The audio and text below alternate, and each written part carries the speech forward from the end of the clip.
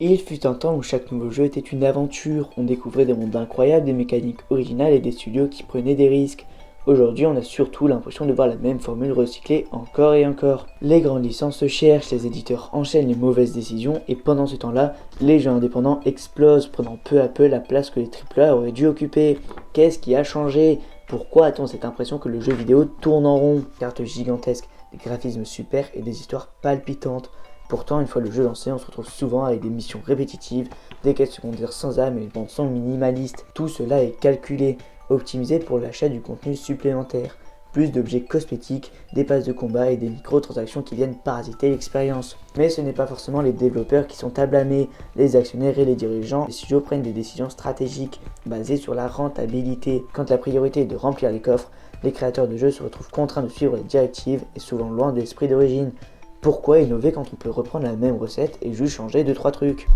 Call of Duty qui ressort les mêmes maps qu'il y a 10 ans pour les vendre à prix fort, Assassin's Creed qui après s'être transformé en RPG décide de revenir aux sources tout en gardant des mécaniques modernes, EA qui ne prend plus aucun risque et se contente de répéter les mêmes schémas, et à côté quand un AAA ose vraiment innover, on sent bien que ce n'est pas naturel. Tout ça montre une chose, l'industrie AAA ne sait plus où elle va. Une autre tendance qui s'est imposée ces dernières années, c'est le monde ouvert obligatoire.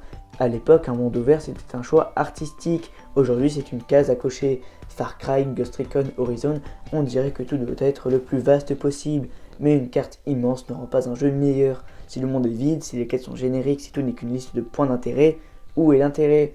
Un bon monde ouvert, c'est un monde où on a envie de se perdre. Mais dans la plupart des AAA récents, on passe plus de temps à suivre une boussole qu'à explorer. On a des jeux qui impressionnent sur le papier, mais qui, manette en main, se ressemblent tous. Le plus frustrant, c'est que ces jeux pourraient être bons. Les studios ont les talents, les budgets, les moyens de créer ces jeux.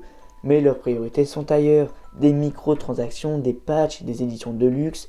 Un jeu ne sort plus terminé, il sort rentable.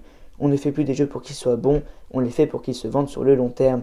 Et c'est là que les jeux indépendants entrent en scène. Parce que pendant que les AAA essaient de nous vendre des jeux comme des abonnements, les indés, eux, reviennent à l'essentiel.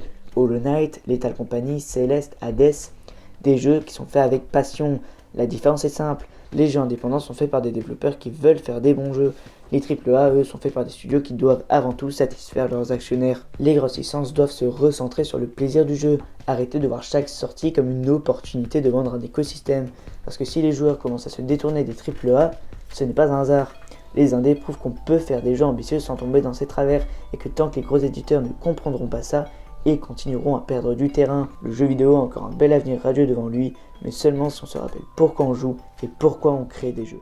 Alors bien sûr, j'aimerais préciser que tous les AAA ne sont pas comme ça. Zelda, The Last of Us, Elden Ring, ce sont des AAA et pourtant ils sont très bien notés. C'est simplement que ces jeux-là ont été faits par des entreprises qui veulent faire des bons jeux. Mais il est vrai que ce genre de jeu, c'est de plus en plus rare. J'espère moi-même un jour pouvoir y rejouer et j'espère que vous aussi, vous pourrez un jour rejouer à ces jeux.